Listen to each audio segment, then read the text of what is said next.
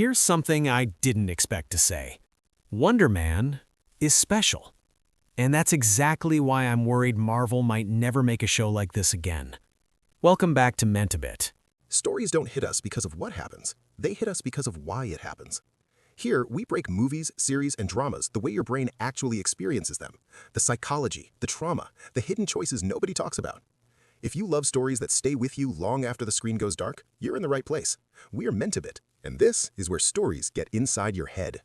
Today we're talking about Wonder Man, spoiler-free, why it works so well, why it feels different from almost everything Marvel has done before, and what its release strategy quietly tells us about the future of Marvel TV. And trust me, that part matters more than you think. Let me be honest.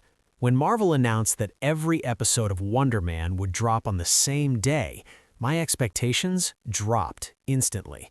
Historically, that kind of release usually signals one thing: low confidence. But after watching it, I was genuinely surprised by how much this show pulled me in. Because Wonder Man doesn't feel like a typical Marvel series at all. It feels like Marvel accidentally made something human. This show doesn't revolve around stopping a world-ending threat. There's no ticking clock to save reality. There's no mystery box that exists only to set up the next project. At its core, Wonder Man is about ambition. Simon Williams doesn't want to be a hero. He doesn't want to save the city. He just wants to make it as an actor. That goal alone already makes him one of the most relatable protagonists Marvel has ever written. His powers don't help him. They complicate everything. They isolate him. They force him to hide parts of himself. And emotionally, they block him from forming real connections.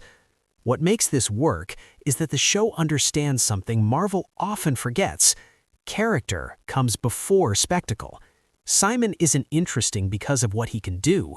He's interesting because of what he wants and what he's afraid to lose.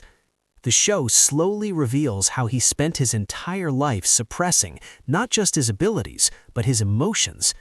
Acting becomes his only outlet, his one way of expressing feelings he doesn't know how to live with in real life. That's why the story works. Not because it's flashy, but because it's honest. Stylistically, the show takes risks Marvel rarely commits to. The tone feels grounded, almost indie at times. It doesn't rush jokes, it doesn't force action beats. It lets scenes breathe. And because of that, the relationships feel earned. One of the strongest elements of Wonder Man is how it balances humor with vulnerability. There's comedy here, but it's not undercutting emotional moments. It supports them.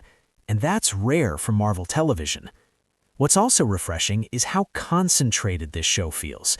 You don't need deep lore knowledge. You don't need to remember 10 previous projects. You're just watching a man try to become someone while hiding who he really is. And that brings us to the bigger question. If Wonder Man is this good, why did Marvel quietly dump it all at once? Because release strategy tells a story. Weekly releases create conversation. They create theories. They create anticipation. One-day drops create consumption, and then silence. When shows are released weekly, it signals belief. When they're dropped all at once, it often feels like Marvel saying, "Here it is, take it or leave it." And that's the frustrating part. Wonder Man feels like the exact kind of show Marvel should be doubling down on. Smaller scale, character-driven, lower stakes but higher emotional payoff. Instead, it feels like Marvel didn't know what to do with it. That worries me, because if shows like this don't perform immediately, the lesson Marvel might learn isn't we should market this better, it's don't take creative risks, and that would be a mistake.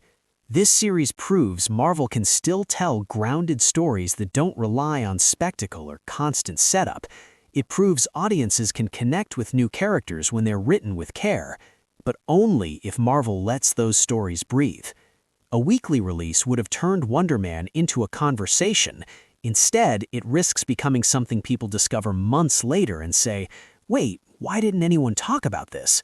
So now the real question isn't whether Wonder Man is good, it's whether Marvel will learn the right lesson from it. Will they see this as proof that character-first storytelling still works? Or will they see the quiet release as justification to play it safe? That decision will shape the future of Marvel TV more than any multiverse storylines ever could. Now, I want to hear from you. Do you prefer weekly releases that build hype and discussion, or one-day drops that let you binge everything at once? And more importantly, do you want Marvel to make more shows like Wonder Man? Drop your thoughts in the comments. If you enjoyed this breakdown, like the video, subscribe to Mentebit, and turn on notifications so you don't miss what's next. This is Mentebit, and I'll see you in the next one.